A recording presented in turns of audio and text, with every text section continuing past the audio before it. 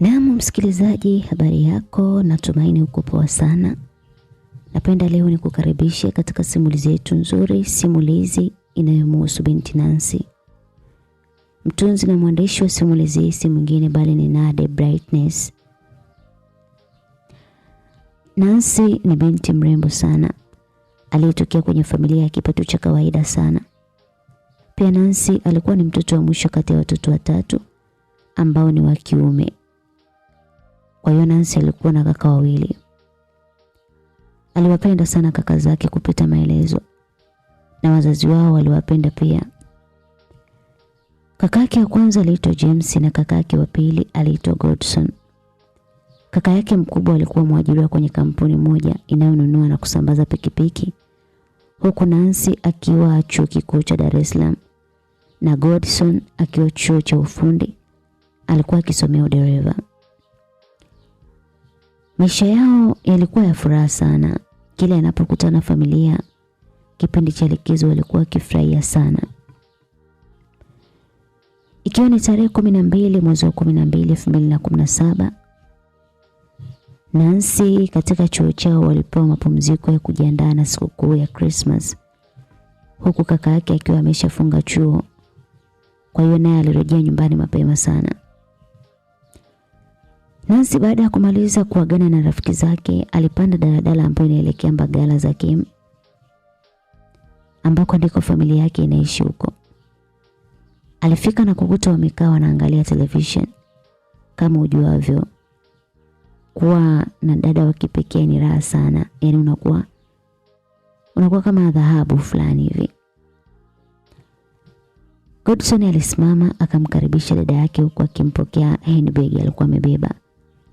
Akamwambia dada, karibu sana nyumbani. Nashukuru kaka Godi. Habari za siku nyingi jamani. Salama, vipi masomo yako yanaendaje? Masomo yanaendelea vizuri. Shikamoo mama. Kaka James, shikamoo. Marahaba. Wote waliitikia kwa pamoja. Wakaanza mazungumzo yao pale ya kifamilia. Wakati huo Godson alikuwa amekaa pembeni ya mama yake anachezea vidole vya mikono ya mama yake. Nancy naye akaenda upande mwingine akamshika mkono, naye akaanza kumchezea vidole. Inaonekana ilikuwa ni kama desturi kwao. James alisimama akazungumza. Haya matoto yako yashakutana hapo ni kutusumbua tu. Yaani natamani sana ungekuwa unabakia huko shule. James, kwa nini unaongea hivyo? Hawa si ndugu zako jamani. Hata kama mama, lakini wanazidi kudeka sana jamani. Akati mijitu ni mijitu mizima kabisa. Hebu utafutie mdogo wao bwana, au wao wenyewe walete wajukuu, washazeeka hawa. Mpumbavu wewe. Hawa wanafuata njia yako, sawa? Mbona wewe mpaka leo upo nyumbani? Huleti mke wala huleti mtoto wa kusingiziwa? Yaani sijui una matatizo gani? Mnanichosha sana nyie. Haya, na nyie paka mwitu, tokeni hapa mbele yangu. Wakati wa mama Nancy alishachukia, kwa hiyo Godson pamoja na Nancy kila mmoja alikimbilia chumbani kwake, na sebuleni pale alibaki James pamoja na mama yake wakizungumza. Mama, muongea maneno makali mpaka najisikia aibu. Lakini mama usijali, soon tu utamwona mkweo na mjukuu pia. Ndo naisubiria hiyo soon unaisema, hiyo naisubiria kwa hamu kweli. Walizidi kuongea mengi mpaka baba mjengo alipowasili, akaandaliwa chakula. Alikaa na kuzungumza na familia yake. Godson na Nancy wako wapi mapacha wangu? Maana tabia zao ni kama mapacha. Yaani mpaka sitamani kuwa mbali nao jamani, sio wamefunga shule? Alijibu James kwa ufupi sana, wamelala. Vipi kulala mapema? Niitie kwanza. Basi James alisogea karibu akagonga kila mmoja kwenye mlango wake. Waliamka na kuja sebuleni. Nancy alipomwona baba yake alimrukia kwa furaha sana. Alimsalimia pale, wakazungumza mambo mengine ambayo ilikuwa yamepita, ilikuwa ni kujikumbushia kama sehemu ya story. Godson alirudi chumbani kwake ambako alikuwa anapekua begi la dada yake. Wakati akiendelea kupekua begi la dada yake, Simu ikaingia ujumbe na hakuifuatilia. Alizidi kutoa vitu vyote akaviweka kitandani. Alikutana na boxer pamoja na vesti, akachukua akavaa. Akakuta na kadi. Akaichukua bila kuisoma chochote, akiweka kwenye begi lake. Kisha akaanza kupanga vile vitu. Wakati akiendelea kuvipanga pale, mara Nancy alifika. Alimkuta kaka yake amevaa boxer pamoja na vesti mpya kabisa, akashtuka. Alimpotezea, lakini alivyozidi kutafuta vitu muhimu ambavyo alikuwa ameviweka yeye mwenyewe hakuviona. Alimtandika vibao Godson, akaanza kulia. Wakati huo kaka yao alimsikia Godson akiwa analia, akazungumza pia. Mabondia huku wameshaanza kazi yao ya kupigana.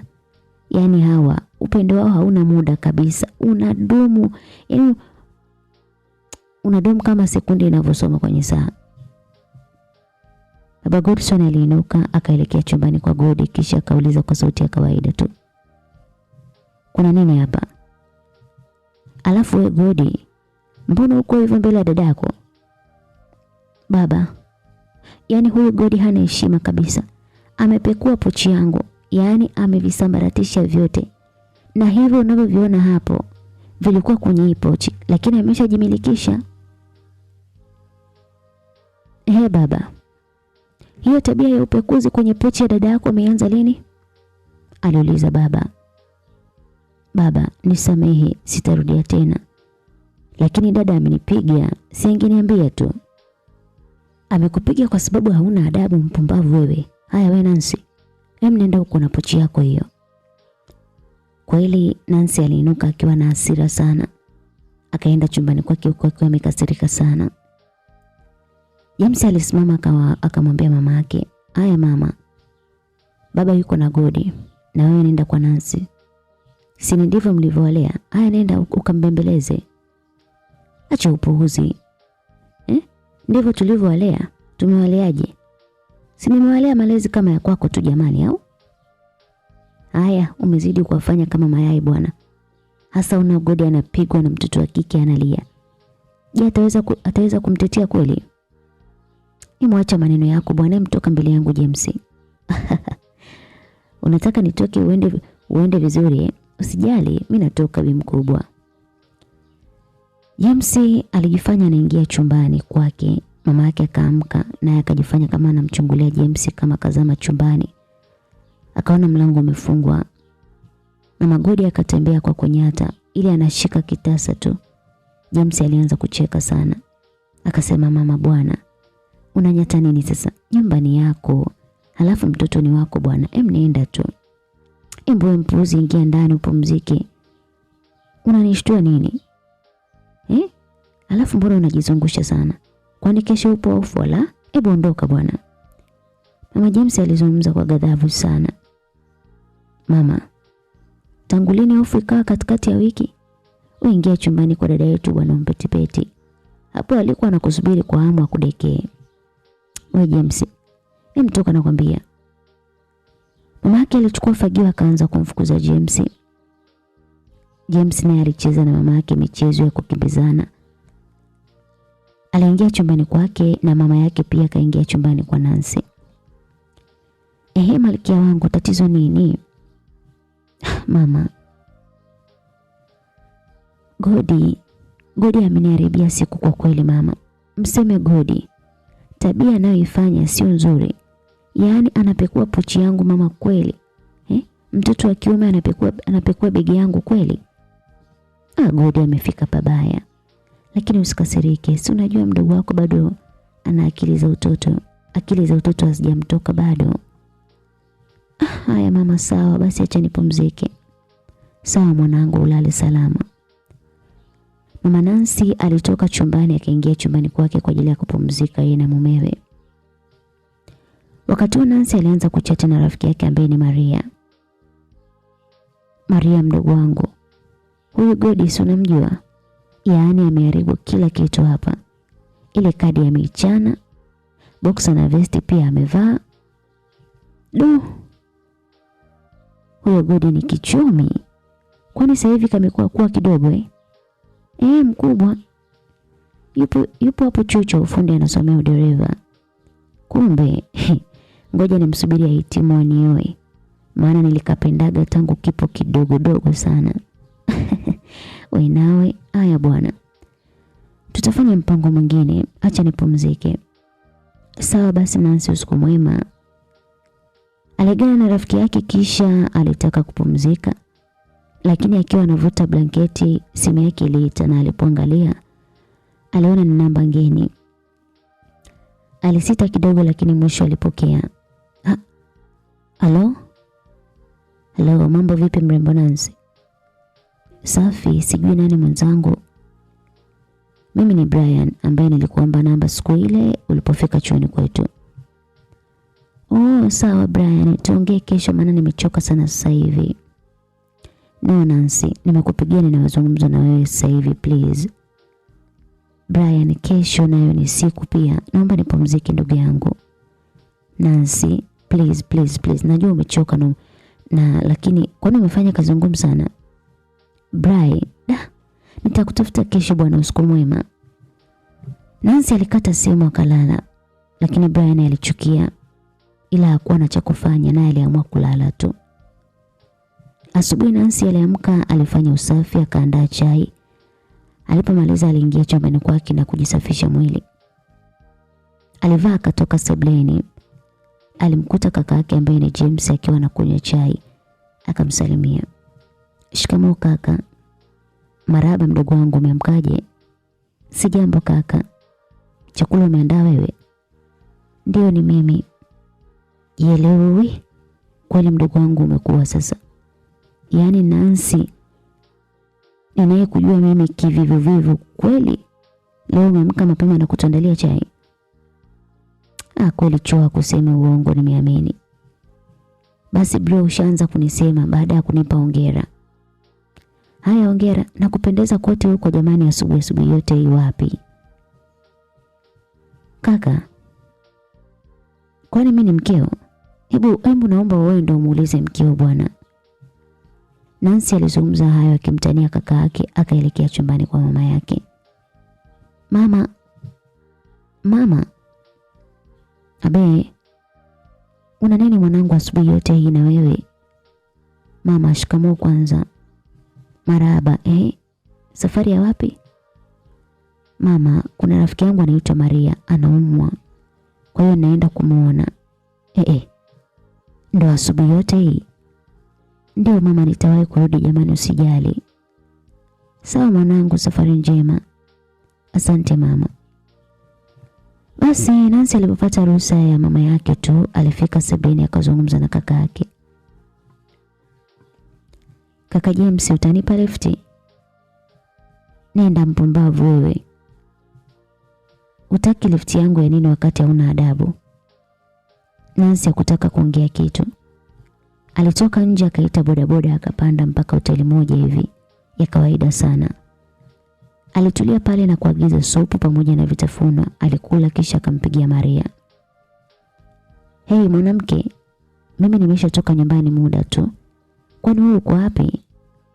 Maana nina hamu ya kumuona shemeji yangu jamani. Uwi. Basi tununue na vile vitu, maana si unajua tena vile kama nilivyokuambia shoga yangu. Nakuja sasa hivi Mai. Kweli baada ya muda Maria naye alifika. Walipiga story kidogo kisha waliita taxi wakamwelekeza wanapoenda.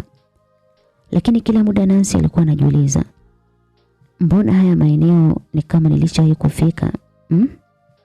Ngoja tuone. Ila ni kama nilishafikaga huku.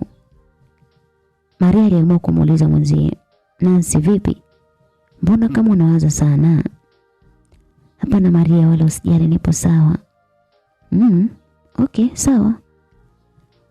Waliendelea na safari. Walifika maeneo ya Oyster Bay, walimlipa dereva kisha walipita nyumba kadhaa hivi.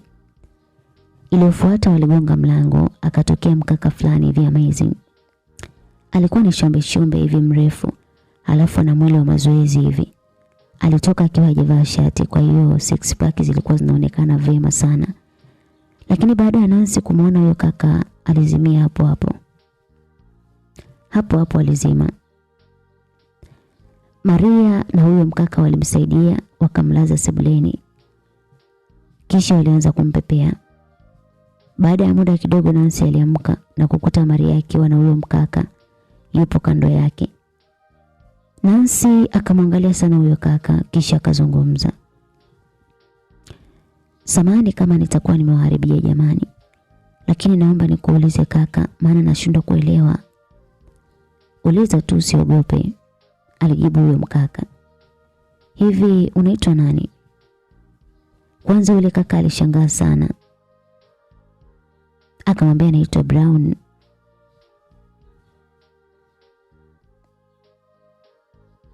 Naitwa Brown. Oh, Brown.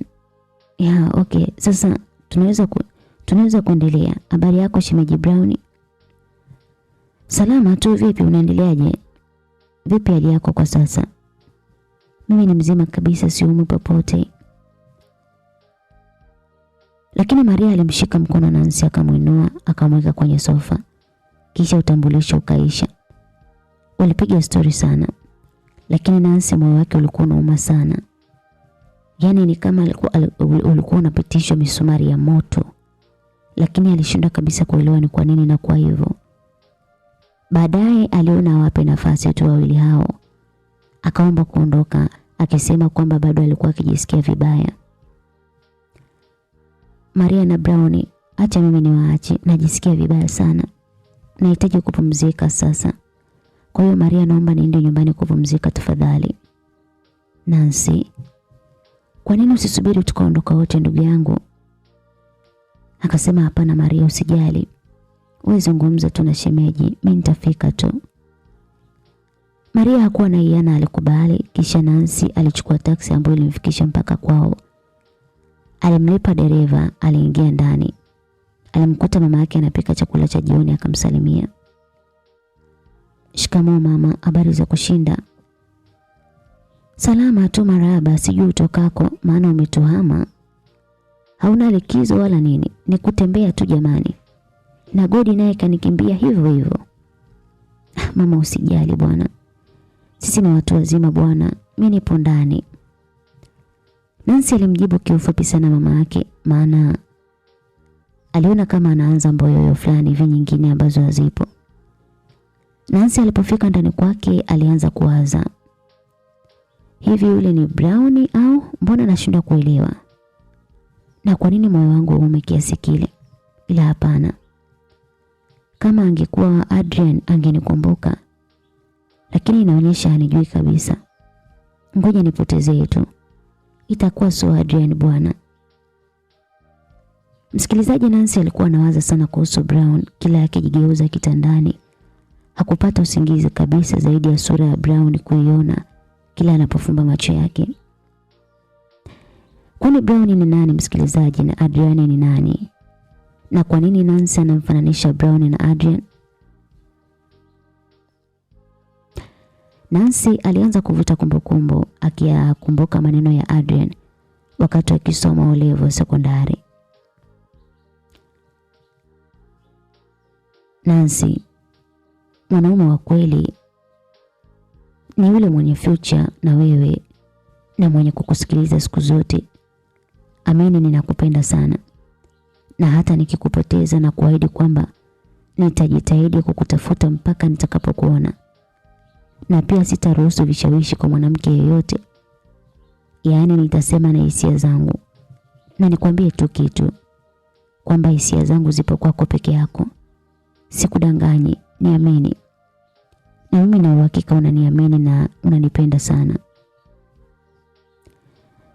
Bila shaka Adrian, yaani nakupenda sana.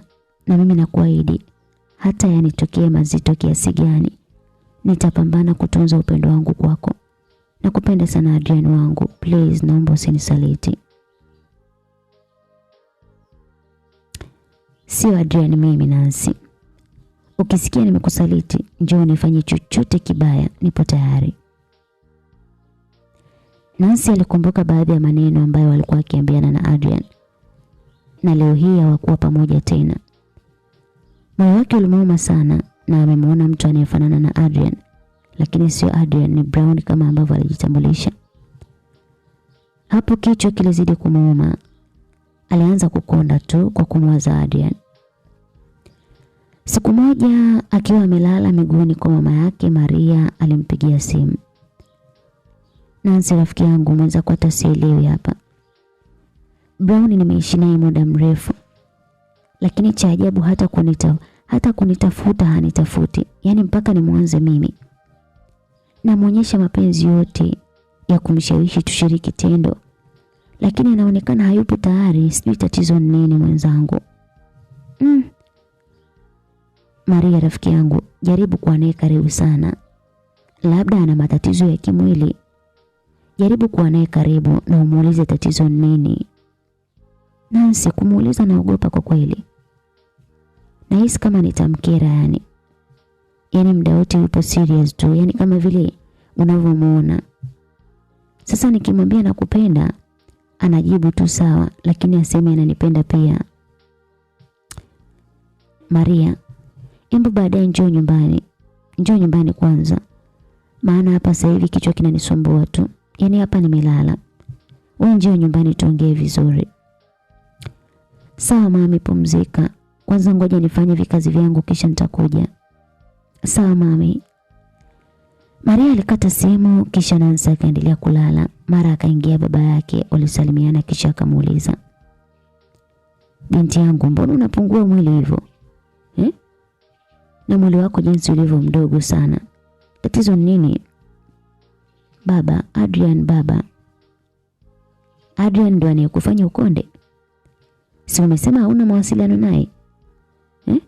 Wewe umeniambia kwamba hamwasiliani. Sasa huyo Adrian ametoka wapi? Baba, yani nimemuona mtu kafanana na Adrian lakini sio yeye. Wewe mtoto, usiniletee ujinga. Nakupa wiki moja tu. Habari za kulalalala sitaki. Nataka uchangamke na uwe na mwili wako wa kawaida kuanzia leo. Na wewe mama Godi, naomba acha kumwendekeza huyo mtoto kukulalia kijinga hapo. Sawa baba, nimekuelewa sana. Haya, amka hapo uoge tutoke kidogo. Na mimi je?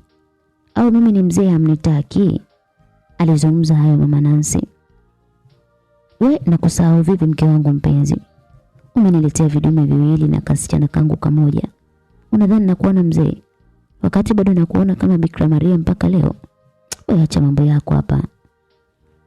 Nancy aliingia chumbani akiwa anacheka tu maneno ya baba yake aliyokuwa akimwambia mkewe ambaye ni mama yake. Aliingia bafuni akafungua maji. Alikuwa anaoga huku akiwa amefumba macho. Akahisi nyuma yake yupo Adrian na wapo wanaoga wote. Alipofumbua macho hakumwona mtu yoyote yule Nancy. Alijikuta akianza kulia pale bafuni, akazungumza. Kwa nini Adrian? Why? Upo wapi? Na kama upo, kwa nini unanitesa Adrian? Nimemiss kukuona mwenzio Adrian. Uko wapi sasa? Nancy alilia sana huku maji yakiwa yanamtiririka mwilini mwake mpaka mama yake akaja kugonga pale mlango. We Nancy, ni kuoga gani huko muda wote huo jamani? Na mbona ukitoka unakuwa vile vile? Mfanya utoke bwana. Ndipo Nancy alishtuka na kufunga bomba, akatoka bafuni akavaa nguo zake haraka akaelekea sebleni. Mama yake alipomwona alimuuliza, Nancy, ulikuwa unalia? Hapana mama, sikuwa nalia mimi. Nancy, nakujua sana mwanangu. Na hayo macho mbona yamevimba hivyo? Mama, acha tu, lakini nipo kawaida. Wewe mtoto wewe. Ukiendelea hivyo utateseka. Basi kumekucha hapa. Adrian. Kuna kuchwa. Adrian. Nimeshachoka mimi kusikia hayo mwanangu. Nisamehe sana mama. Ila hiyo safari nendeni tu. Maria atakuja hapa nyumbani. Wewe mpuzi lazima utakwenda. Yaani baba yako ametoka kazini, ameacha kupumzika kwa sababu yako. Hataki kukuona. Kwani imekuwaje jamani? Mbona kugombana tena? Hamchoki malumbano ya kila siku? Aya, twendeni huko. Walikatisha mazungumzo na baba yake Nancy kisha kuelekea kwenye gari na kuondoka. Lakini wakati wametoka, James naye alifika nyumbani. Alioga pale vizuri, akala chakula, akawa amekaa na angalia television. Akiwa bado yuko busy na television, mlango uligongwa. Ilisikika sauti nyororo sana. James aliamka sofani, akafungua mlango. Alikutana na mtoto mrembo sana, alimkaribisha mpaka ndani. Alimkaribisha kuketi kisha wakasalimiana na Maria aliuliza, "Samahani, hivi Nancy nimemkuta kweli? Maana naona pamepoa sana." "Oh, Nancy ametoka hapa na mama na baba. Kwa hiyo nimebaki mimi peke yangu tu. Wamenitenga. Ndio maana nibakia mwenyewe." "Sio kwamba hujataka tu kwenda kwa sababu unajiona mkubwa." "Hapana, sio hivyo. Unajua Nancy na Godi wanajidekeza sana. Ndio maana sijataka kwenda nao." "Usinichekeshe bwana. Wanadeka na ukubwa wote ule jamani." Ndio hivyo. Ila sio hivyo bwana. Mimi ndo nimerudi kazini muda sio mrefu hapa. Kwa hiyo nilipofika sijamkuta mtu." "Oh, jamani kaka James, kumbe wewe ni mtu wa kuongea sana hivyo." "Basi sawa, ngoja nikuache, nitapita baadaye." Maria aliinuka na kutaka kuondoka zake, lakini James alimzuia na kuzungumza pia. "Samahani Maria, naweza kuongea na wewe?" "Jamani, muda wangu umeshaisha kakaangu, tutaongea baadaye tafadhali." "Hapana Maria, nipe dakika 5 tu nikwambie kitu." "Okay, nakusikiliza, ongea." James alimshika mkono na kumkalisha tena chini. Walianza kuongea naye pale na alizungumza kwa upole sana. "Maria, wewe ni msichana mrembo sana. Na nilivutiwa na wewe tangu siku ya kwanza kabisa kukuona ukiwa karibu na mdogo wangu. Nimesubiria sana umalize chuo nikuoe. Lakini mama amenisema sana kwamba anataka mkwe na mjukuu. Ninajua una tabia njema na mama yangu anakupenda sana kutokana na heshima yako. Please, nahitaji uwe katika familia yangu Maria. Nilikuwa nasahau kila siku kupata namba zako kwa Nancy. Ila nakupenda sana. Na kwamba unafikirie. Ni hivyo tu Maria. Na sasa nimekupa ukweli kutoka moyoni. Ni wewe mwenye majibu ya ndio au hapana. Yote nitakubaliana nayo.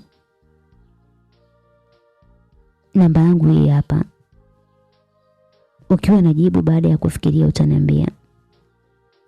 James alimpatia business card yake. Baada ya kumaliza kuongea, alisimama na kuingia chumbani. Maria alihisi kufarijika sana, lakini alikuwa anajiuliza, Brown hajawahi kuniambia kama ananipenda licha ya kuwa naye karibu muda mwingi sana. Leo kaka wa Nancy amesema ananipenda. Sasa sehemu ipi ni sahihi? Ngoja nitajua hapo hapo. Maria alisimama na kuondoka pia. Upande wa Nancy akiwa na mama yake walifika kwenye hoteli kubwa sana. Baba yao aliegesha gari pembeni. Walishuka wote na kuongoza kwenye jengo la hoteli hiyo. Walipofika walikaa na dakika chache mbele alifika mhudumu na kuwapa menyu ya vyakula na kila mtu aliagiza chakula. Mhudumu alielekea jikoni, mara chakula kililetwa na walianza kula. Lakini bibi Nancy alikula kidogo sana, kisha akawa anakiangalia kile chakula tu. Mama yake alijua binti yake kinachomsumbua ni nini, lakini hakujua atamsaidiaje. Kwa hiyo naye alibaki akimwangalia tu binti yake. Walishtuka baada ya simu ya Nancy kuita na alipoiangalia, mpigaji alikuwa ni Maria. Akapokea. "Halo Nancy, za kunikimbia kwenu? Maana nimefika haupo. Nimemkuta kaka James tu akaniambia haupo." Maria, samani jamani. Yaani nilisahau kabisa kama tuliahidiana kwamba utakuja. Lakini usijali, upo wapi sasa hivi nije? Mimi nipo, ndo natoka kwenu hapa. Basi naomba usitoke, nakuja hapo sasa hivi. Nancy alikata simu na kuaga wazazi wake kwamba anarudi nyumbani.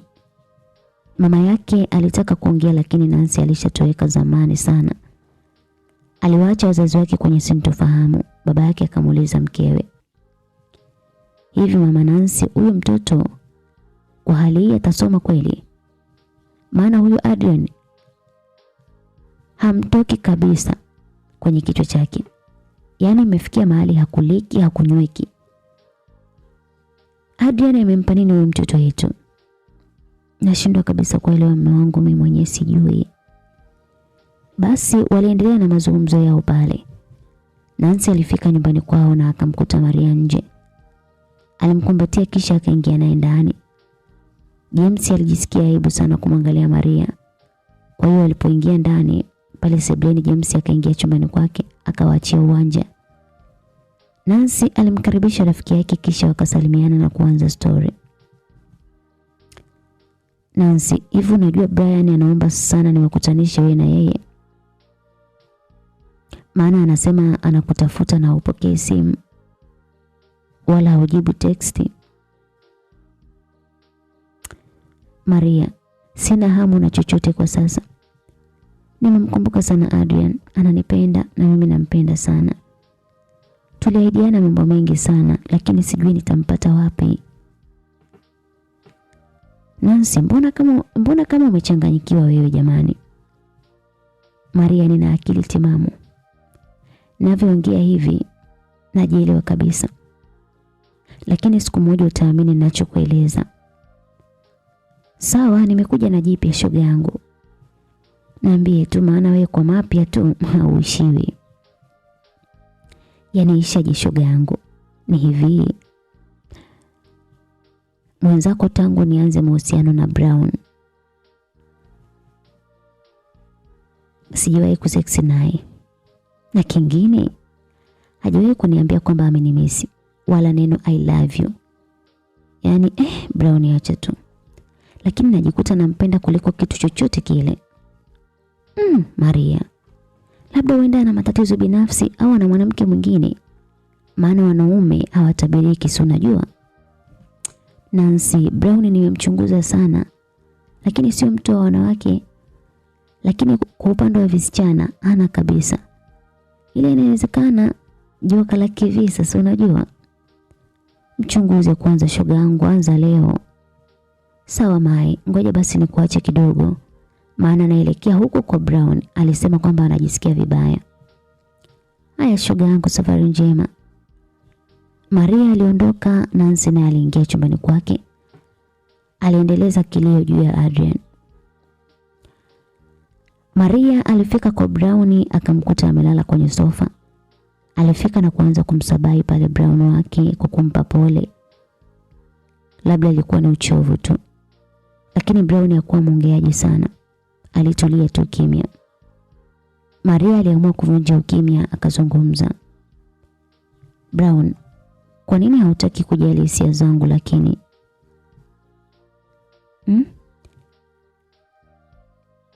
Ni miezi mingapi tangu tu kwenye mahusiano, lakini haonyeshi kujali kwangu. Maria, samahani kwa yote. Samahani kwa yote bila ya kukujulisha mapema. Naomba unisamehe kwa nitakachokwambia. Kwa sasa naomba useme kama umenisamehe na unapaswa kabisa kukubaliana na hali halisi. Maana ndio imeshatokea. Usijali Brown, kuwa muwazi tu, mimi nitakuelewa. Okay, sawa Maria. Najua unanipenda sana. Lakini ukweli ni kwamba mimi sijawahi kukupenda hata siku moja na sina hisia kabisa na wewe. What? Brown, kama hauna hisia na mimi kwa nini ulinitongoza sasa jamani? Maria, ndio maana nilianza kutanguliza samahani kabla ya kuongea. Na kama nimekuumiza naomba unisamehe sana Maria. Maria alijikuta machozi yanamtoka bila kukoma. Yaani kila alipomwangalia Brown alikuwa anatoa machozi tu. Wakati huo Brown alikuwa anaonekana anawaza sana. Maria alisimama na kuondoka zake. Brown alijaribu kumzuia lakini aliisha kusukumwa na Maria. Brown alichukia sana. Alianza kutupa mito ya sofa, akaingia chumbani kwake akajitupia kitandani.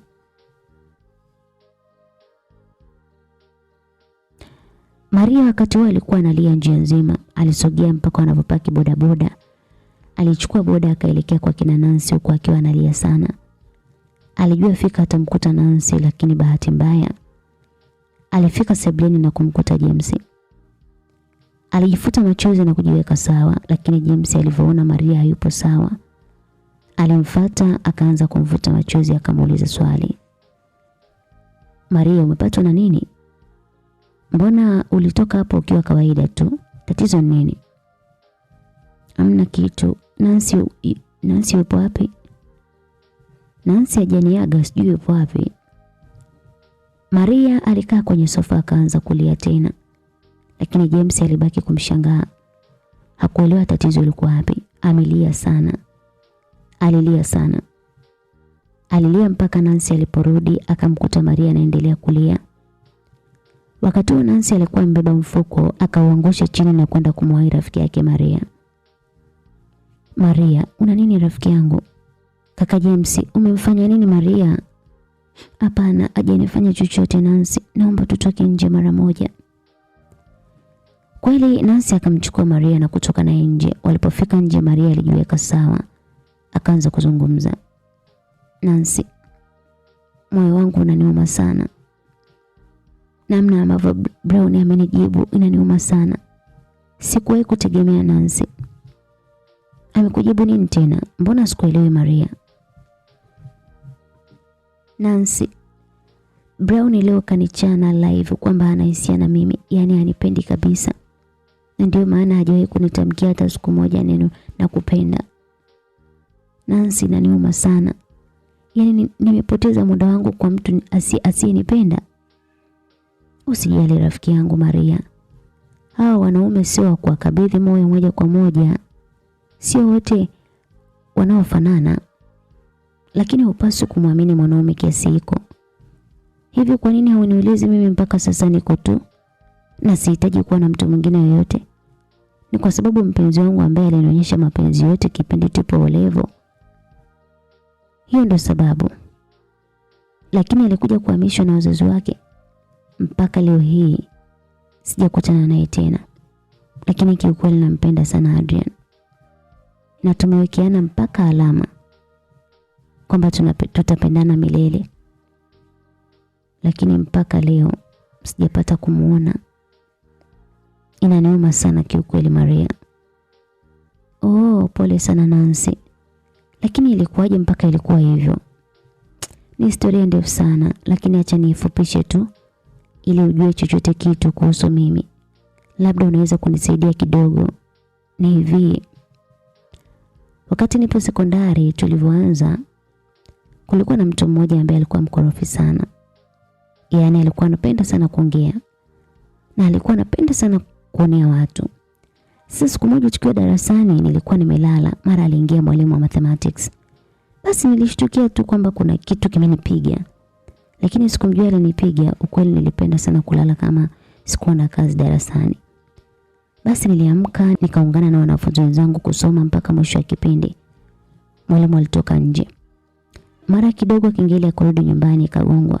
Tukaruhusiwa kurudi majumbani. Sasa nikiwa nipo na baadhi ya marafiki zangu watatu, huko huyo mkaka mbabe alikuwa nyuma yetu. Huyo kaka nilikuwa namuogopa sana, hata yeye mwenyewe alikuwa anajua kama namuogopa.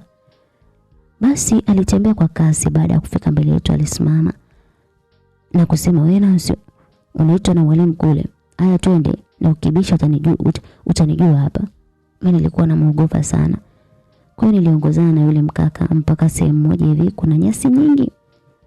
Akaniambia nisimame ili ajisaidie. Mimi sikuwa na pingamizi. Maana nilihisi kama niko karibu na simba. Nilikuwa namuogopa. Na niliwaza kwamba nikipinga atanitandika mabao kwa sababu akili zake hazikueleweka kabisa. Basi sikupinga, alisimama muda mrefu sana mpaka mimi niliamua kugeuka. Ile kugeuka tu sikumkuta mtu. Nilishikwa na uoga sana. Nikawa natembea na mizigo miwili, yani begi lake na la kwangu pia. Na mabegi yote yalikuwa na madaftari ya kutosha. Kwa hiyo nikawa narudi kule shuleni. Nilipokuwa nakaribia nikakutana na Adrian. Akaanza kunicheka eti, "Wewe muda wote nilijua niko na wewe nyuma. Kumbe ulibaki. Wewe una akili kweli wewe." Nikamwambia kaka, lakini mbona hukuniambia kama unaondoka? Hivi haujui kwamba unanichelewesha nyumbani? Lakini akasema samahani sana, lakini ningependa kujua jina lako. Nancy. Nilizungumza hivyo kiufupi sana nikaanza kuondoka, lakini moyoni mwangu nilikuwa na kauoga kwamba hivi anishushie mtama kweli, maana hajielewi huyo. Lakini nilijipa moyo, nilianza kuondoka. Na yeye hakuacha kuniita na kunisihi nisimame. Akasema Nancy, msimama kwanza.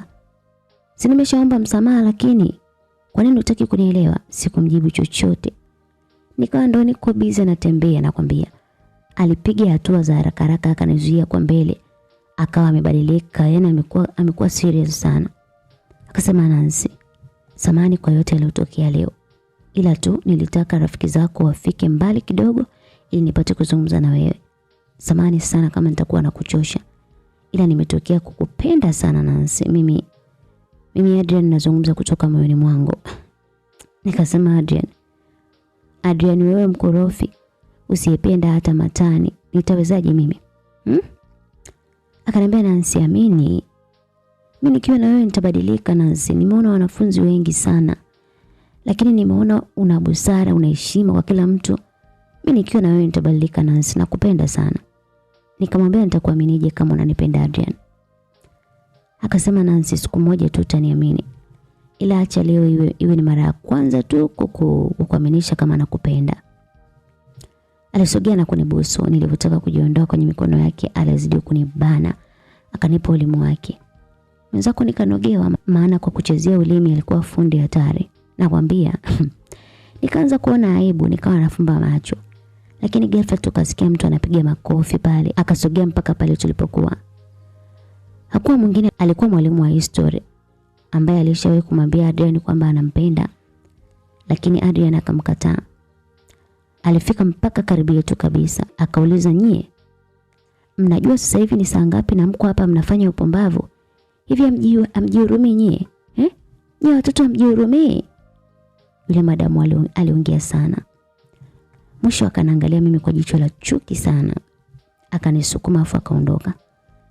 Adrian akanisogelea akanishika mkono pale. Tukaanza kurudi zetu nyumbani. Alinifikisha nyumbani na akaondoka kwao. Nilipofika tu ndani kaka James akaniuliza, "Haya mwenzetu leo vipi? Mbona umechelewa sana?" Nikamwambia kaka, nimechelewa kwa sababu nilichelewa namba asubuhi. Kwa hiyo nilipewa adhabu ya kudeki darasa. Akaniambia pole sana mdogo wangu. Kiukweli Maria nilishukuru. Maana kaka James hakushtukia chochote. Basi nikaingia ndani nikabadilisha nguo nikarudi kula chakula. Alafu nikarudi chumbani kwa ajili ya kumaliza kazi ambazo sikumaliza. Lakini baada ya muda mamangu alirudi kutoka kazini. Alipofika tu cha kwanza akaniulizia mimi. Yaani mpaka nilishtuka. Nikasikia James, Nancy yuko wapi? Akaambiwa yupo ndani kwake. Akasema yani huyu mtoto anataka kunifanya mimi mjinga. Sasa atanitambua. Niliposikia hivyo nilianza kujiuliza pale pale kwamba tumbo linaniuma. Basi mama alifika ndani. Akanikuta nalia. Huruma ikamwingia akaanza kunibembeleza pale. Baada ya muda nikapitiwa na usingizi. Mama alitoka nje, akaniandalia chakula, akaniletea. Nikawa najifanya kukataa. Akaniambia ukiwa afadhali kidogo basi uamke ule. Nikasema sawa. Mama alivyonigeuzia tu mgongo niligeuka nikaanza kula. Yaani nilikula nikashiba kabisa. Nilikula chakula karibia chote, niliacha kidogo sana. Nikalala zangu.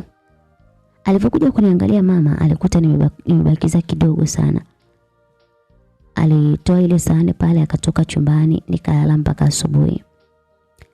Mapema sana alikuja kuniamsha, akaniuliza kama nitawahi shule. Nikamwambia naweza kwenda mama. Basi ile kinizidia nitarudi nyumbani. Alitoka akaniandalia kifungua kinywa. Na mimi nikajiandaa nikatoka sebuleni nikanywa chai nikaelekea shule. Nilipofika nilimkuta Adrian akiwa amekaa darasani na aliponiona tu alisimama akaja kunisalimia. Akaniambia Nancy, mambo vipi? Nikamwambia poa tu, mbona mnyonge hivyo, kuna nini? Akaniambia, Nancy, yule madam ni mbaya sana. Yaani kafika mpaka kwa mama na baba. Amewaeleza yote yale. Na hivi ninavyokuambia baba yangu anakuja kunihamisha shule. Nikamwambia, Adrian, sasa utaniacha na nani? Na nimeisha kuzoea jamani.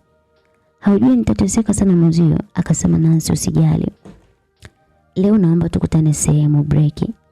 Nitakujulisha na kuna kitu nataka kukwambia. Nikamwambia sawa, utaniambia utakapokuwa tayari. Kengele ya paredi iligongwa na wote tulikusanyika pale. Cha kwanza kabla ya yote tuliitwa pale mbele mimi na Adrian. Wakaanza kutusema, yaani tulisemwa mpaka nikajisikia kichwa kuuma. Lakini Adrian akanambia nisifanye tukio lolote lile. Yaani hata kama kuna jambo linanisumbua nilizuia kwa muda huo. Kweli nilihisi kuishiwa nguvu, lakini nilijitahidi sana mpaka walipomaliza kutusema. Tukaitwa na ofisini kwa mwalimu mkuu, tukapewa onyo kwamba tukirudia tutafukuzwa shule. Tukaomba msamaha pale akaisha na tukaendelea na masomo. Lakini kusema kweli huwezi kuuficha upendo, unajua. Kwa kweli mimi nilijitahidi kuwa mbali na Adrian, lakini mwenzangu alikuwa hawezi. Yaani hata kama ana tatizo dogo kiasi gani, alikuwa ananifuata na kunielezea, na ilikuwa nikimsaidia kumtatulia, roho yake inafurahi. Tulimaliza wiki moja tukiwa salama, hatujafumwa. Wiki ya pili sasa ilikuwa break siku ya Jumatatu. Adrian alinifuata akanambia, Nancy, hebu angalia hapo shingoni. Nilipoangalia nilikuta jina langu tena limechorwa kwa tattoo OG kabisa. Nikamuuliza, imekuwaje hivi mpaka kuandika jina langu na bado uko shule, utaficha na nini? Akaniambia, nadhihirisha upendo wangu Nancy, nakupenda sana. Najua kuna changamoto nyingi sana tutapitia kwenye uhusiano wetu, lakini nakuahidi kwamba sitakusaliti na wala sitakusahau Nancy, nakupenda sana. Na mimi nikamwambia Adrian, kama ni hivyo naomba na mimi nichore jina lako ili na mimi nidhihirishe upendo wangu. Akasema hamna tatizo, unachora wapi? Nikamwambia kwenye bega. Alinishika mkono akanipeleka hapo ambapo alichoria yeye. Kiukweli nilihisi maumivu sana, yani mpaka nikashindwa kuvumilia. Lakini baada ya muda alimaliza na alionekana vema tu kutokana na rangi yangu. Mambo hayo yote ilikuwa ni break, lakini tukiwa tunakaribia kufika maeneo ya shule, kengele ya dharura bwana iligongwa. Yaani ni kwamba kengele darasani ilishagongwa. Kwa kuwa sisi tulikuwa ni watuhumiwa na tulikuwa tunasakwa kutokana na mambo yetu. Tukasikia, scout tafuteni popote walipo, mwalete hapa. Najua wapo maeneo haya, fanyeni haraka. Niliposikia hivyo moyo wangu ulienda mbio. Nilijilaumu sana kwa kutoka muda wa vipindi. Adrian alijua hilo, akanikumbatia akaniambia, Nancy, nitakuwa bega kwa bega na wewe mpaka mwisho wa maisha yangu, maana nakupenda sana. Nikamwambia nakupenda pia Adrian. Niliongea kwa uoga sana, tena huko nikiwa nalia. Akanifuta machozi, akanishika mkono. Tukaongoza njia mpaka ofisini wenyewe. Tulipofika tulishangaa sana kwa kuta wazazi wetu. Adrian, baba yake, na mimi alikuja mama. Headmaster alipotuona tu akaanza kuzungumza, ni bora tu mmejileta wenyewe. Kabla mwalimu hajamaliza kuongea, baba yake na Adrian alimpiga kibao, alimzabua kofi mpaka walimu walishtuka wengine. Lakini Adrian alikuwa anainama tu chini. Mimi nilianza kutokwa na machozi kwa sababu sikupenda hali yote yatokee. Baba yake Adrian akaanza kuongea kwa jazba, ninyi laana mmekuja shule kwa ajili ya mapenzi au? Hivi kwa nini mnakuwa hivi? Haya mambo mbona yapo tu, mtayafanya mpaka mtachoka. Kwa nini watoto wa siku hizi mnaanza tabia mbaya mapema hivi? Adrian, nimekuleta shule usome, unaniletea ujinga. Sasa leo ndo utanitambua. Shoga yangu baba Adrian alimshika shati ya Adrian, akaanza kumvuta kuelekea kwenye gari, lakini mwalimu akamwambia, mzee, usiwe na hasira hivyo. Na sisi pia tuna adhabu naye, kwa hiyo nenda tu, huyo atafuata nyuma yako. Lakini tuachie kwanza. Baba yake Adrian akamsukuma Adrian huko akaondoka zake. Mama yangu naye alikuwa amefunika uso wake. Hakuwahi kuongea chochote kwa kuwa alihisi nasingiziwa tu. Kwa hiyo alifunika uso wake. Walimu wa kike walimstiri na kumtoa nje. Sijui walimwambia nini. Mara walimu wakarudi ndani ya ofisi na kuendelea na sisi. Mkuu wa shule akauliza, "Mlikuwa wapi muda wa vipindi?" Mwalimu, tusamehe sana, hatukusikia kengele, lakini tulikuwa tu hapo mbele. Adrian, acha upumbavu. Usitufanye wajinga hapa, sawa? Sasa hatuna cha kujadili na nyie. Mnakula bakora zenu na mnasimamishwa shule na hamna cha kufanya. Haya Nancy, njoo hapa. Maria nilisimama, macho yakiwa yamevimba sana kwa kulia. Hapo naenda kuchapwa tena viboko. Mwalimu aliponiona hivyo alinihurumia sana, lakini adhabu ilishatolewa. Ilibidi itimizwe na alinichapa bakora 5. Nikasogea zangu pembeni. Ikafika zamu ya Adrian. Alipigwa sana, lakini hakuonyesha dalili kabisa kwamba alikuwa anaumia. Alikuwa mkavu, yani mpaka mwalimu mmoja akaongea, "Huyu ndiye anayemtia ujinga mwenzie. Muone anavyojimwamba fai, sijui ananionaje." Baada ya hapo tulielekea ofisini kwa headmaster, akatupatia barua, kisha tukarudi madarasani kwa ajili ya kuhama. Kila mtu alikuwa busy sana. Tulivyoingia tu watu wakaanza kuguna na kuongea chini chini. Sikutaka kufuatilia sana, nikachukua begi langu nikaondoka. Adrian wakati huo alikuwa nyuma yangu mimi. Aliniita sana lakini sikuitika. Alinikimbilia, akasimama mbele yangu, akanifuta machozi kwa kitambaa chake. Alafu akaanza kuzungumza kwa upole, huku mtoto wa kiume akiwa anadondosha machozi. "Maria, acha." Aliniambia, "Nancy, nakupenda sana sana, zaidi ya sana. Sijui kama tutakutana na sijui tutakutania wapi na lini. Lakini ninachokuomba, naomba unitunzie upendo wangu Nancy. Ninahitaji kuwa mumeo hapo baadaye na ninakupenda." Nikamwambia, "Adrian, usilie, nakupenda pia. Na sitaacha kukukumbuka kamwe, maana nakupenda sana." Na mimi nilimfuta machozi kwa kitambaa changu, tukakumbatiana. Aliniacha na mimi nikaanza kuondoka. Alikuwa ananiangalia tu mpaka nikatokomea huko na akaondoka. Lakini mpaka leo hii hatujaonana tena. Mimi nilirudishwa pale shule baada ya mwezi mmoja. Adrian alikuwa amehamishwa shule na mpaka leo hii sijui huyo Adrian yuko wapi, lakini najikuta tu moyo wangu unaniuma sana. Pole sana shoga yangu, lakini siku zote katika mahusiano kuna njia tofauti za kupitia changamoto. Kwa hiyo pole sana, na hata alipokuwa huko Adrian, na mimi nakukumbuka sana, usijali. Kama anakupenda utampata tu Adrian wako."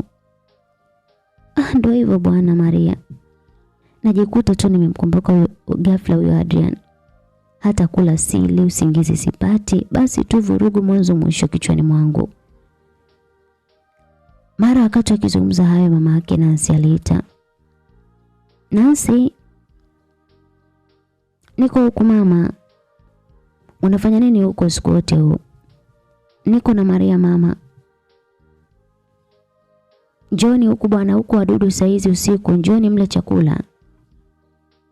Nancy na Maria walitoka na kuelekea ndani. Walikuta familia imeshatimia, yani mama pamoja na watoto wake wawili James na Godson. Lakini baba yao tu ndiye ambaye hakuepo. Nancy akamuuliza mama, "Mama, mbona baba hayupo leo?" "Baba yako amepata safari ya dharura, ameshaondoka." "Sawa mama, Maria, karibu chakula." Nancy alimsogezea kiti Maria, wakaanza kula. Lakini James alikuwa anaona aibu, ila alikuwa anamwangalia sana Maria. Mama yao alimaliza kula chakula chake, akaelekea kuoga, akaelekea kulala. Godi naye alielekea kulala, wakabakia watatu sasa. Wakati wa Nancy aliacha kula,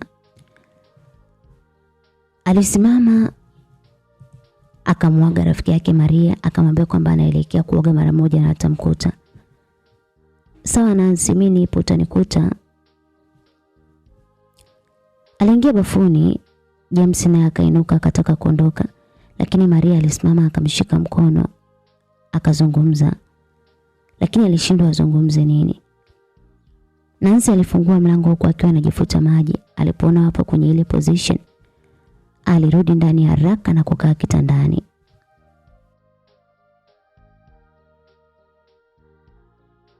Maria, usijali kwa lolote, nipo tayari kuwa na wewe. Na pia nina imani kwamba nitakufurahisha Maria, nakupenda sana. Nitakuoa, naomba niamini. James, nakupenda pia. Asante sana Maria, naomba uwe na usiku mwema basi. Asante James, na kwako pia. Basi waliagana pale, kisha James akaingia chumbani na Maria aliingia chumbani kwa Nancy. Walizungumza mambo mengi sana, walifurahi pamoja. Mama yake Nancy aliposikia anazungumza mpaka saa 5, alibaki na amani ya kuwa kwamba labda mtoto wake atakuwa ameshamsahau Adrian. Alijikuta akizungumza mwenyewe tu. Kumbe Maria ni rafiki mzuri wa mwanangu. Asante Mungu. Leo Nancy atalala kwa amani kidogo. Alizungumza na Nancy kisha akavuta shuka na kujipumzisha. Maria na Nancy walizungumza mpaka wakachoka, walilala. Asubuhi na mapema waliamka, walifanya usafi, waliandaa chai, kisha walikaa sebuleni wakiendelea kupiga stori za hapa na pale. Kidogo Godi aliamka. Baada ya kusalimiana pale akaelekea mezani. Godi, naomba usinywe chai mpaka tutimie wote. Dada, mimi njaa inaniuma sasa, kwa nini nisile tu jamani? Wewe njaa?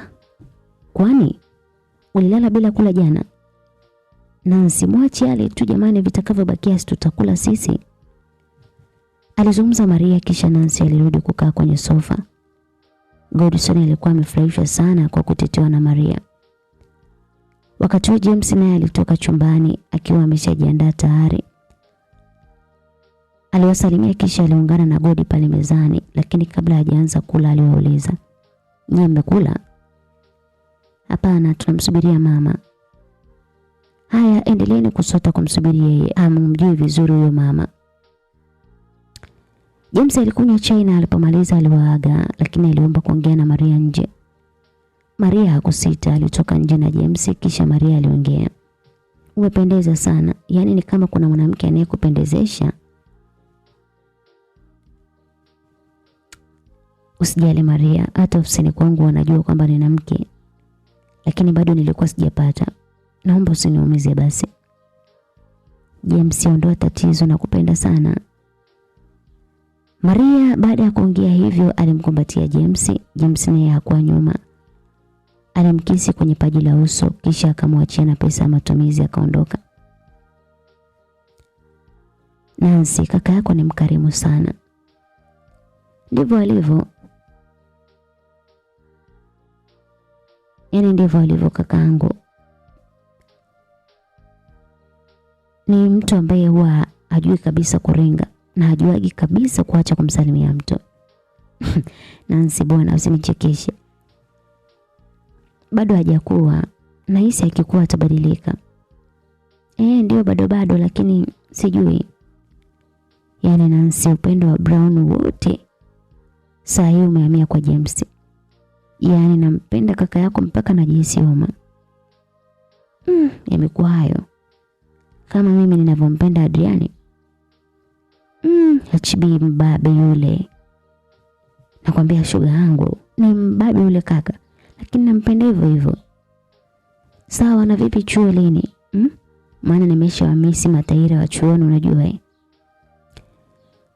"Ngoja basi akirudi bro tutoke tukatafutie nguo mpya ili turudi nazo nzuri shuleni.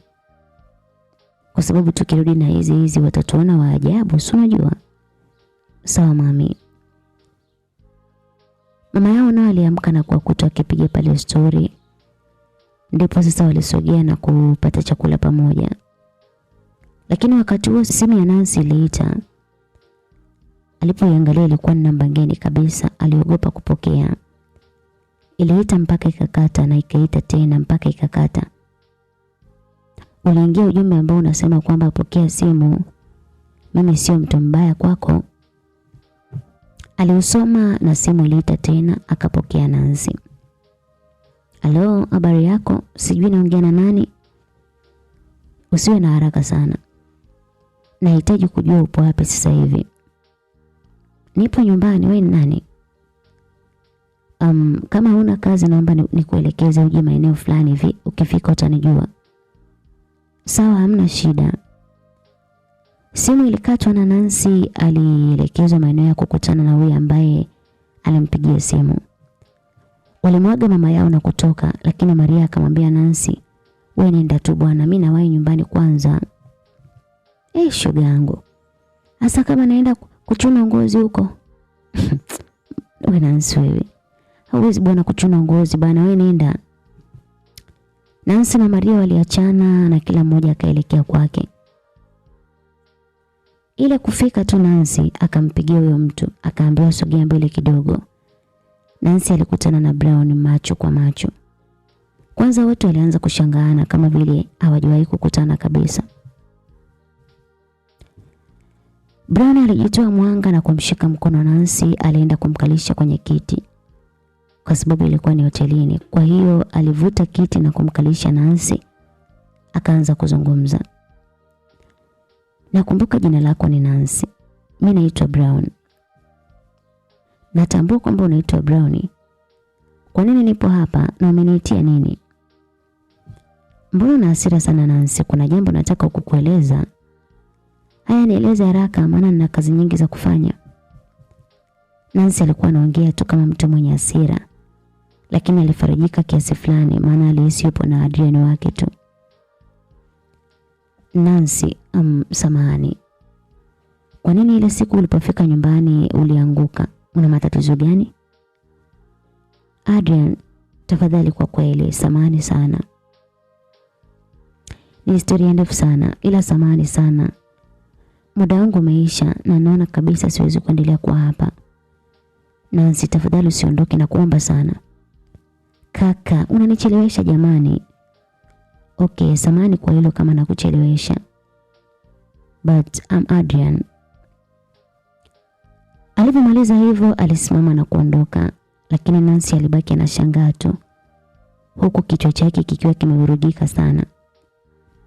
Alijihisi kichwa kinamuuma tu, ghafla alianguka chini. Wakati watu walimuona akiwa amekaa na Adrian, walimuita na kujua tatizo ni nini, mpaka mtu amwache kwenye hali ile. Alijikuta anarudi na kumwamsha Nancy. Alimuita sana, lakini Nancy hakuamka. Alichokifanya, alimchukua na kumpeleka kwenye gari na kuelekea hospitali. Alipokelewa na kuambiwa asubirie nje. Lakini kijana alikuwa atulie, muda wote alikuwa amesimama tu, akijiuliza tatizo ni nini. Baada ya muda daktari alitoka na kumpa taarifa kwamba pressure yake ilishuka sana. Kwa hiyo anahitaji kama masaa 48 ya kupumzika hapo. Adrian alikuwa na wasiwasi sana na hakujua ataanzaje kumwambia mzazi wake Nancy. Baada ya muda Nancy alipata fahamu, aliamka kisha alianza kujishangaa. Nipo wapi hapa? Daktari alisogea na kumjibu kwamba yupo hospitali. Aliamka Nancy akakaa kitako, kisha alianza kuuliza maswali ambayo daktari hakuwa na majibu nayo hata moja. Nani kanileta hapa? Na pia ninaumwa nini? Mbona sielewi? Daktari alitoka nje na kumuita Adrian aje kuongea na mwenzake. Alipofungua mlango tu, Nancy alipomuona tu, alisimama na kwenda kumkumbatia Adrian huku akilia. Alibembelezwa na baada ya muda alitulia. Alirudishwa kitandani kisha walianza mazungumzo. Nancy, nisamehe sana kwa kilichotokea. Ila mimi sielewi mpaka sasa. Ila nimejigundua muda sio mrefu kwamba mimi sio Brown ila ni Adrian. Kwa hiyo naomba unisamehe sana. Kwa nini useme hivyo? Unamaanisha nini? Nancy, subiri upone, nitakueleza kila kitu kuhusu mimi mpaka nilipoishia. Sawa, ila tambua nakupenda sana Adrian. Yaani nakupenda sana.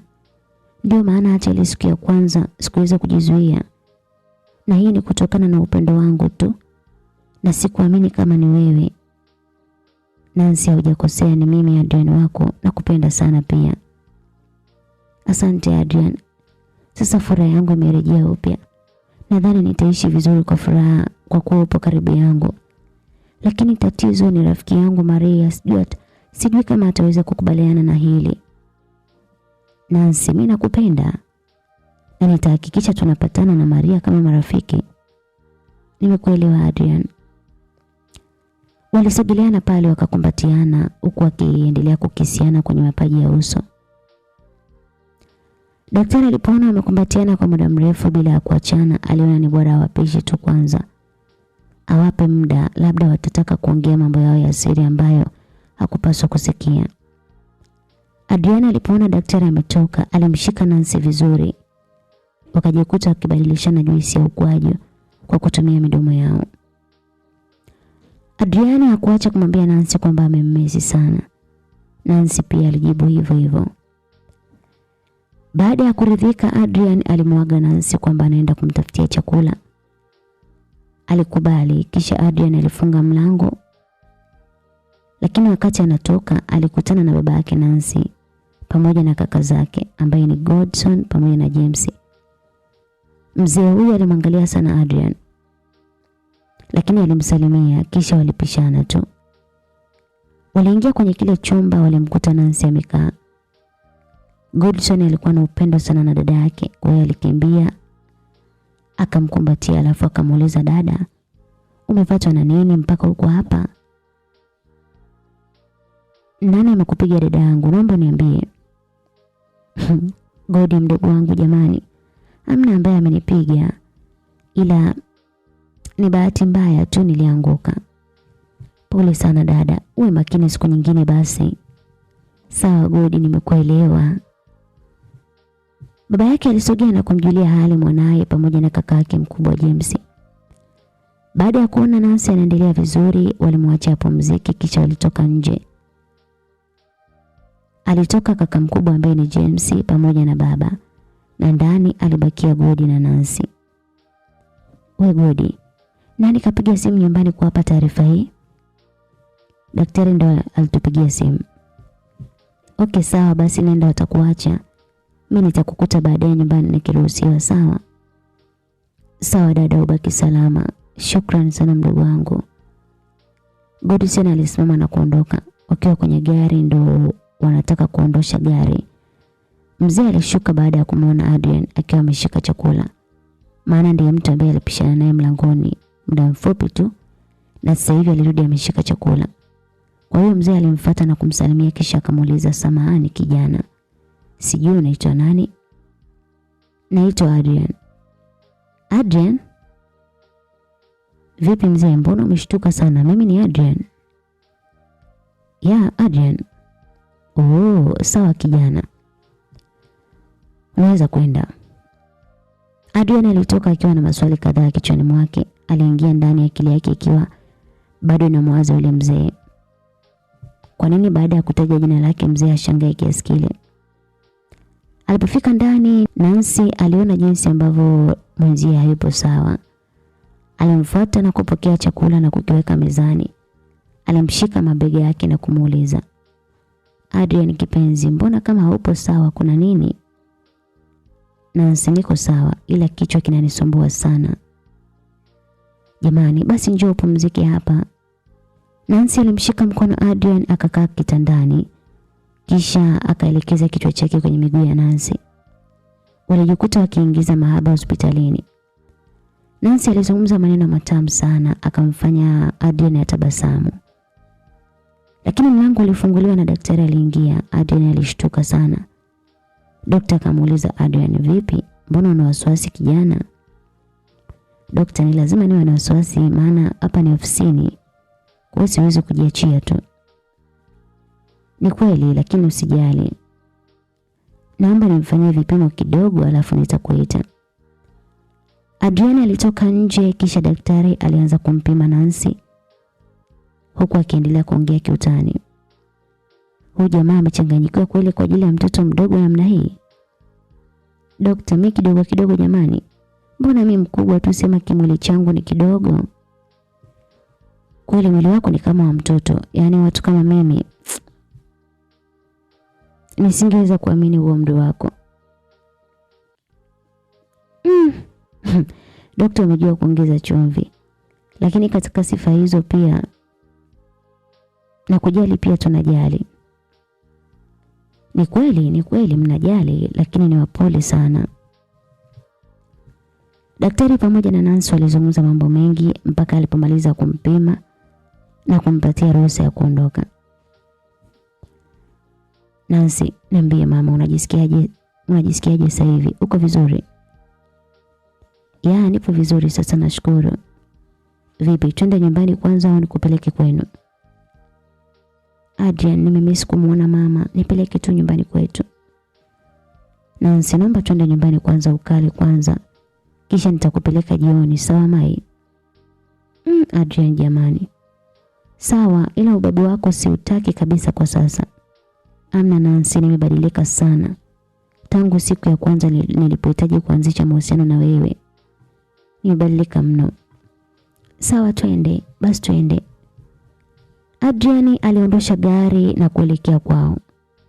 Alipofika alishuka na kuja kumfungulia Nancy. Alipotaka kushuka, Adrian alimzuia. Usijali, acha nikusaidie tu. Alimbeba mpaka ndani, akamkalisha kwenye sofa, akamvua viatu na kuviweka pembeni. Alitaka kuelekea kuchukua maji. Nancy alimvuta mkono na kusogeza nyuso zao karibu. Walikumbatiana kwa hisia sana, lakini Adrian hakuwa na haraka kwa wakati huo. Alihofia kwamba huenda angemkera Nancy. Lakini wakati Nancy akiwa pale, simu yake iliita, akapokea. Nancy, uko wapi muda huu? Maana nimekuja hapa kwenu naambiwa upo hospitali, nafika huko naambiwa umeshatoka. Uko wapi sasa? Nancy alimwangalia Adrian na kumwambia nimjibu vipi? Nimwambie nipo hapa afike au? Hapana, tutakutana siku nyingine. Ukimwambia kwamba mkutane sehemu yoyote alafu nikupeleke, alizungumza Adrian. Maria, kuna sehemu nipo, ila tukutane pale kwenye shop ya nguo na kuja muda sio mrefu. Si uko na kaka James? Hapana, huyo kaka yako hajarudi kazini, kasema sio tuende tu. Yeye atatuleta, amebana na kazi. Sawa basi, fika hapo dukani na mimi nakuja. Sawa mami.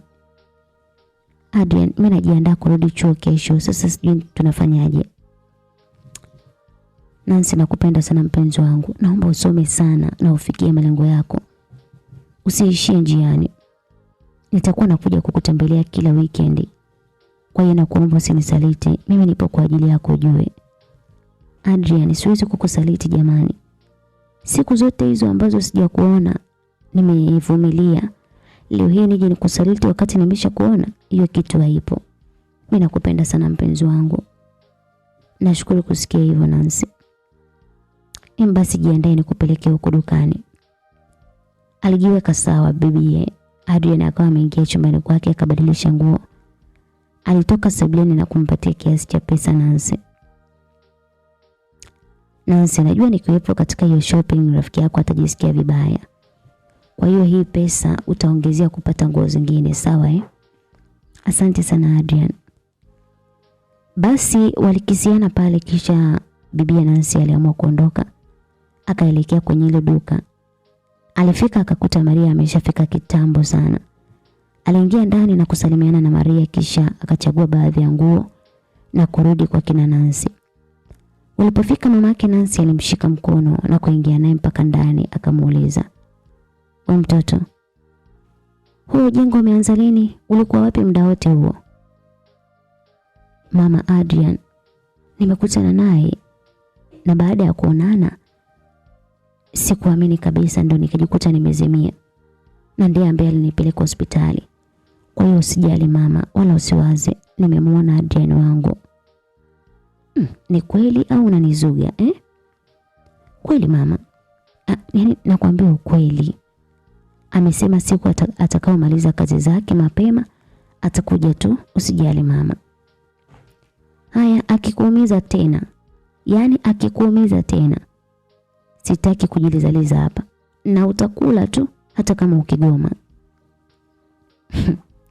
Nani amuumize? Ananipenda sana, alijibu Nancy huku akimwambia mama yake. Aliondoka pale na kuelekea kwa Maria. Walijaribu nguo ambazo walinunua pamoja, lakini kabla hawajapanga nguo, mara simu ya Nancy iliita na alikuwa nao Maria. Aliposoma jina alikuwa ni Adrian. Maria akamuuliza Nancy, Adrian? Adrian? Adrian umemwona? Mbona jina ni Adrian?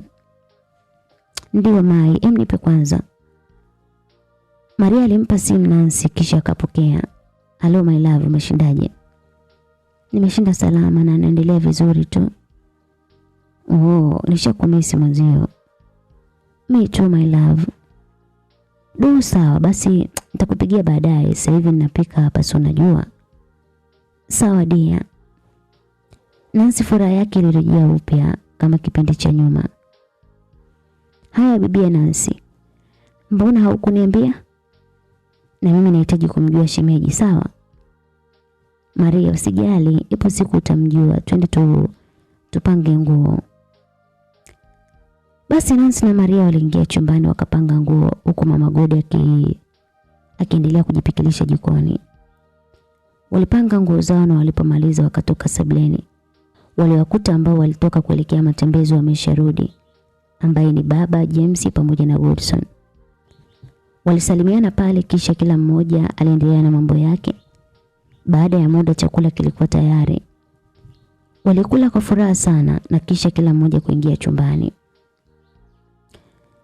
James alikuwa anammezea mate Maria. Kwa hiyo aliingia chumbani akamtumia ujumbe Maria. Maria mpenzi, unaniachaje? Nimemiss mapenzi mwenzio. Tafadhali naomba, lakini usinifikirie vibaya, lakini ni uhalisia. Lakini kwa kuwa Maria naye alikuwa hajalala, alimjibu akamwambia James, vumilia tu kwa sasa, lakini weekend hii naomba uje chuoni kwetu, nitakupa penzi. Ila sasa hivi si unaona wazazi wapo ndani, wakisikia itakuwa picha mbaya. Nimekuelewa mke wangu mtarajiwa. Basi walimaliza hivyo kisha wakalala. Nancy alikuwa anaongea na Adrian mpaka akapitiwa na usingizi, simu yake ikiwa bado ipo hewani tu. Alipoona kimya akajua tu kwamba huyu atakuwa amelala. Alikata simu naye akalala. Asubuhi na mapema waliamka, walijiandaa wote, na sasa ilitokea maelewano yalikuwa madogo. Gari zilikuwa zipo mbili, moja alikuwa ameondoka nao baba yao na moja alitakiwa kuchukua James. Sasa James alitaka kumpeleka Nancy pamoja na Maria chuo, lakini Godson akawa anataka yeye ndo apelekwe na kakake huko chuo. Wakati James alikuwa hataki kabisa. Kwa hiyo ikawa ni vuta ni kuvuti tu kati yao. Mama yao baada ya kusikia kelele nje alitoka ndani. Wewe James, imba mpeleke mdogo wako shuleni. Haya, na wewe Nancy na mwenzio chukueni taxi muende huko chuo. Alizungumza hayo mama yao kwa ukali kidogo. Kwa hiyo James hakuipenda kabisa kauli ya mama yake, lakini hakuwa na jinsi. Aliwasha gari na kuondoka. Nancy alimpigia Adrian aje awachukue na kuwapeleka chuo. Mwanaume naye hakusita kabisa kufanya hivyo. Alifika pale kweli na kuwachukua. Lakini kwa bibi Maria alibaki mdomo wazi na hakuweza hata kuongea mpaka wanafika chuo. Walifika wakashuka kwenye gari, huku Adrian naye alishuka akasimama mbele ya gari. Nancy na Maria walishuka pia, na Nancy alimuita Maria. Alipofika mpaka pale mbele ya Adrian ambaye alijulikana kama Brown, alizungumza Nancy. Akasema, Maria, najua utakuwa na maswali sana kuhusu huyu unayemwona hapa mbele yako, lakini kama unakumbuka nilikwambia kuwa nina mpenzi ambaye anaitwa Adrian. Ni huyu, na ile alama ambayo nilikwambia kuwa tumechora ni hiyo hapo. Kwa hiyo naomba usinichukie Maria. Ndio maana siku ya kwanza ile nilishindwa kabisa kujizuia na nikaanguka. Yaani sikuamini kama ndio yeye. Maria alijinamia chini kwa muda kisha alizungumza. Akasema, usijali Nancy. Brown, oh sorry Adrian, shemeji. Kuwa na amani tu, kweni na amani. Na kuanzia sasa ninawapenda sana na kiroho safi. Maria hakuwa na yana, alikubaliana na yote kwani alishaanza uhusiano na James. Kwa hiyo hakuwa na jinsi. Aliondoka na kwenda hostel. Pale alibakia Adrian na Nancy. Nancy alimtazama Adrian kisha walikumbatiana kisha wakaagana na kila mtu akaondoka. Bwana Adrian aliwasha gari na kwenda zake kwenye biashara zake. Nancy aliingia hostel, lakini wakati hayo yote yakiendelea, Brian alikuwa anayaona yote kwani ndio muda ambao alikuwa akiwasili chuoni hapo. Alisubiri mpaka gari likaondoka pale. Kisha alifika pale, akazungumza. Alijisemea tu usintanie, yaani usintanie. Alielekea mpaka hostel kwa Nancy akagonga mlango. Nancy alifungua mlango. Brian alimvuta Nancy nje. Alafu akazungumza kwa hisia sana. Nancy, kwa nini unautesa moyo wangu? Ina maana hauoni upendo wangu mpaka uje hapa ukiwa na boyfriend wako? Hivi muda wote nakufuata, hauoni thamani yangu? Kwa nini? Alizungumza hayo Brian, handsome wa chuoni, alikuwa akisumbua wasichana wengine lakini hakuwa Nancy. Bibi Nancy alimwangalia sana alafu akazungumza. Hivi Brian, haujui kukataliwa wewe? Mtu ukimwona yupo busy hana muda na wewe, ujue hahitaji usumbufu. Please, please, please. Sitaki kugombana na kuomba fuata mambo yako. Alizungumza Nancy kwa hasira, alisonya, akaingia ndani na kufunga mlango kabisa. Brian aliishiwa nguvu akajikuta amekaa chini tu. Begi lake aliliachia likaanguka chini. Alilia sana kwa sababu ya Nancy, lakini bibi hakuwa na muda naye. Ukizingatia tena mpenzi wake wa moyoni amesharejea, hakuwa na muda kabisa. Nancy alishaanza kukata tamaa hapo awali baada ya kupotezana kipindi kirefu sana na Adrian. Kwa hiyo alishaanza kumpenda Brian kutokana na kwamba alikuwa anampenda sana na alikuwa anapenda sana kumtoa outing. Alimpeleka sehemu mbalimbali, akamletea kila aina ya zawadi. Lakini hakuwahi kumfikiria kabisa. Ile ilifika mahali akawa ameanza kumwamini Brian kwamba anampenda sana. Lakini ndio hivyo, alibadilika baada ya kukutana na mpenzi wake wa maisha. Alijikuta amesahau vyote kuhusu Brian. Japokuwa alivyomjibu vibaya, aliingia ndani akiwa na mawazo sana. Alijikuta akizungumza mwenyewe tu, I'm sorry Brian. Furaha yangu imerejea upya. Sitaweza kuendelea na wewe kipenzi. Alizungumza hayo kwa huzuni sana kisha akajitupia kitandani. Basi akiwa amekaa pale simu yake iliita na alipoangalia alikuwa ni Adrian. Hasira zote zilimuisha. Alipokea na kuongea kwa marengo sana. Hello my hubby. Niambie my wife to be. Adrian wangu, nishakumisi eti. Wow. Yaani umeniwahi, natamani hata sasa hivi ningekuwa nimeshakuoa. Wewe nao sinitamanishi hivyo. Mimi sipendi bwana. Wawili hao waliongea na kupiga story nyingi mpaka Nancy akajikuta amelala. Alipokuja kushtuka muda ulikuwa umeshaenda sana. Yaani ilikuwa ni saa 12 jioni. Aliamka akaoga, akaelekea kwa Maria na alimkuta amejipumzisha. Alimwamsha Maria naye akajiandaa vizuri pale. Baada ya kumaliza kujiandaa walipanda taxi mpaka kwenye hoteli ambayo ilikuwa karibu kabisa. Walipata dina kisha wakarudi hostel kwa ajili ya kujipumzisha ili kujiandaa na masomo ya asubuhi yake. Masomo yaliendelea vizuri, ikawa kila siku za wiki ndi kila mmoja anakuja kuchukuliwa na kwenda kuenjoy na mpenzi wake. Siku hiyo Nancy alikuja kuchukuliwa na mpenzi wake ambaye ni Adrian. Walitoka na walielekea hotelini. Walipofika huko mahaba yaliendelea kama kawaida. Nancy alianza kuongea kwa hisia. Alizungumza kwa hisia sana akiwa anamwangalia mpenzi wake Adrian. Akamwambia Adrian, naomba usiniache tena, utaniua mwenzio. Nilishakuzoea. Nimekuzoea tayari pia. Na kuomba Adrian usiondoke tena tafadhali. Nancy, sitaondoka tena. Nitakuwa na wewe mpaka mwisho wa maisha yangu. Nahitaji kukuoa kabisa na tuishi pamoja na ninakupenda sana mpenzi wangu. Na kiufupi ni kwamba sijawahi kukusaliti, hata kufikiria kukusaliti. Kuwa kwamba hukuwahi kunisaliti, siwezi kuamini kwa kweli. Nancy, niamini sijakusaliti kabisa. Adrian alizungumza kwa hisia sana kukiri kwamba hakuwahi kumsaliti Nancy. Sawa, nimekuelewa. Aya, ulisema utaniambia jinsi ilivyokuwa. Mpaka ukajisahau sijui nini na nini. Haya, niambie.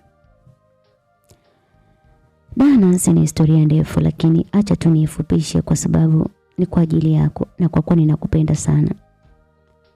Sawa, nakusikiliza.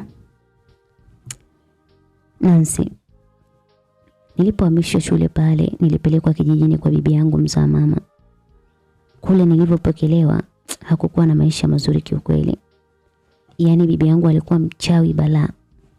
Mpaka siku moja alipokwenda kwenye shughuli zake za usiku akanaswa. Alinaswa na kuwashwa moto.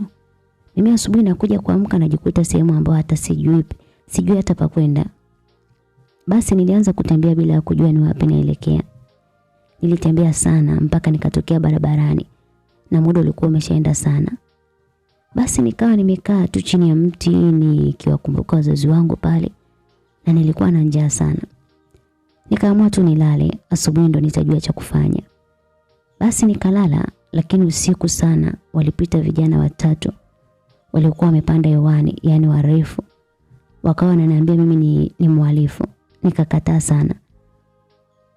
Lakini walinishika kinguvu na kunipeleka kituoni. Bahati nzuri njiani tulikutana na gari likasimama. Alishuka mwanamke akawaamrisha wale watu waniachie. Na akawauliza nimewafanya nini. Walichojibu ni kwamba nimewapora pesa zao. Huyo mama akauliza kiasi gani, wakasema 80. Yule mama aliwapa pesa yao kisha akaniamrisha mimi niingie garini baada ya wale vijana kuondoka. Sikubisha kwani kwa muda huo nilikuwa nahitaji sana msaada. Basi nikapanda kwenye gari. Sikujua naelekea wapi. Lakini muda mfupi tu tulifika kwenye nyumba kubwa kiasi. Akaniambia kuwa tumeshafika kwake. Nilishuka nikaanza kushangaa. Kisha tukaingia ndani. Akaanza kuniuliza ni kwa nini nimemwibia pesa. Nilimsimulia yote alionikuta mpaka hali ambayo alinikuta nayo. Basi akawa ameniahidi kunisaidia na kunisomesha pia. Kiukweli nilikubaliana naye. Baada ya wiki moja alishanitafutia shule nikawa nasoma. Baada ya kumaliza akanifanyia mpango wa chuo nikasomea masomo ya biashara. Nilipomaliza nikawa nasubiria ajira. Hapo sasa alianza vituko. Alionyesha kwamba ananihitaji kimapenzi. Mimi nilikuwa naichukia sana hiyo tabia. Nilikuwa naichukia mno. Basi siku moja usiku nikiwa nimekaa sebuleni naangalia television, si akaja kunikalia mapajani. Nilishikwa na hasira sana. Nilimsukumia huko alafu nikaingia ndani. Nilichukua begi langu nikaondoka zangu. Japokuwa nilikuwa nasomeshwa na yeye, lakini nilishajipanga kwamba huyo sio mzazi wangu. Kwa hiyo siku yoyote anaweza kubadilika. Kwa hiyo nilishajiandaa vilivyo. Hivyo basi nilitoka pale kwake. Nilipotoka ndipo nikaja hapa na nikaanza maisha yangu mapya. Katika matembezi yangu ndipo nikakutana na Maria, nikaanza naye mahusiano. Lakini sikuwahi kumwambia kama nampenda kabisa. Zaidi ya kuchati, kufarijiana na mambo mengine. Na yule mama alinipa jina la Brown kutokana na kwamba alikuwa na mtoto wake wa kiume, ila alikuwa anaingiliwa kinyume na maumbile na amefariki akiwa na michezo hiyo hiyo. Alinipa jina la Brown kutokana na kumkumbuka mtoto wake. Na mimi kwa kuwa nilikuwa nahitaji msaada, basi nikakubali na maisha yakaendelea. Na hivyo ndivyo ilivyokuwa mpenzi wangu. Adrian alimaliza kusimulia jinsi ilivyokuwa. Kisha akawa anamwangalia Nancy atasemaje. Pole sana Adrian wangu, nakupenda sana. Na pia sitaki kabisa kukukosa tena. Nancy aliongea hayo. Alimkumbatia Adrian huku wakipapasana miili yao, na kilichotokea hapo Walijikuta wakivunja amri ya 6 pale pale hotelini. Michezo ilikuwa ni hiyo baina ya Nancy pamoja na Adrian. Walikuwa wakitoka mara kwa mara wakienda kufanya mambo yao na kurudisha na shule. Siku moja asubuhi wakiwa darasani, Nancy alianza kuhisi maumivu ya kichwa. Alikuwa anawaona walimu wawili wapo darasani. Na alipotaka kusimama kwa bahati mbaya alianguka chini. Wanafunzi wenzake walimchukua na kumpeleka hosteli na kuanza kumpepea. Alifika daktari na kumpima, na baada ya vipimo aliitwa mtu wake wa karibu ambaye ni Maria. Kisha alipewa mrejesho kwamba Nancy alikuwa na ujauzito wa wiki 3. Maria alishangaa sana, lakini hakuwa na jinsi, alilipokea hilo. Baada ya kukaa kwa muda kidogo pale hospitali, bibi Nancy aliamka, alijikuta amechoka sana. Alipotaka kuinuka, Maria alimzuia na kumwambia pumzika kwanza. Akamwambia Maria, kuna nini? Akaambiwa, Nancy rafiki yangu, ulianguka darasani, kwa hiyo tulia kidogo. Nilianguka muda gani? Jua hivyo tu mami kwamba ulianguka, sawa? Sawa, na simu yangu iko wapi? Kabla ya yote kwanza Nancy, una ujauzito. Kwani ulikuwa hutumii kinga? Maana daktari amesema una ujauzito wa wiki 3. Unasemaje Maria? Hivi kweli mimi nina mimba? Hapana. Ndio hivyo, mpigie tu Adrian na umwambie. Kweli Nancy alichukua simu haraka na kumpigia Adrian. Hakuchelewa kabisa, alipokea simu. Hello wife, niambie. Adrian, nina ujauzito wa wiki 3, sijui nitafanyaje sasa maana naogopa sana. Nancy, kwani unaogopa nini? Mimi nimefurahi sana na hiyo taarifa. Kwanza naona kama umechelewa. Naona kama nachelewa kabisa kupata mtoto. Adrian, hivi wewe una akili gani jamani? Hivi nadhani mimi baba nitamwambia nini? Au nadhani baba atanielewa vipi jamani? Nancy, hilo usiogope jamani. Mimi nitakutetea tu, usijali, sawa? Nancy alijihisi kuchanganyikiwa baada ya kujibiwa vile na Adrian. Aliamua kukata simu na kuanza kumwomba ushauri Maria. Maria, naomba unisaidie mwenzako. Baba yangu atanichukia sana Maria jamani. Sijui hata anafanyaje. Nancy, unataka kufanya nini? Hebu acha tu. Mtoto ni baraka kutoka kwa Mungu. Maria, hapana. Hapana. Nataka kutoa ujauzito. Unasemaje? Maria alijaribu sana kumbembeleza na kumshauri kuhusu kutokutoa ile mimba. Lakini bibi Nancy hakuelewa kabisa. Alianza harakati za mahangaiko ili aweze kutoa ile mimba. Hakuweza tena kuingia darasani. Hata Adrian akimwambia wakutane ili wazungumze, alikuwa anamwambia tu kwamba hana muda basi. Hatimaye mwezi mmoja ukakatika, huku Nancy akiwa na dhamira yake hiyo hiyo. Siku moja alienda duka la dawa akanunua vidonge vya kutoa mimba pamoja na dawa za kusafisha pia. Alirudi hostel na wenzake wakiwa wapo darasani. Alichukua maji kisha akameza hizo dawa. Haikumchukua muda mrefu sana, tumbo lilianza kumuuma sana, huku damu nyingi zikimtoka sehemu za siri. Aliuma sana tumbo, aliumwa mno mpaka akapoteza fahamu. Maria amerudi zake hostel wakiwa na wenzake. Walimkuta Nancy akiwa amelala tu na damu nyingi zikiwa zimetapakaa sehemu aliyokuwa amelala. Hawakupoteza muda, walimchukua na kumfikisha hospitali.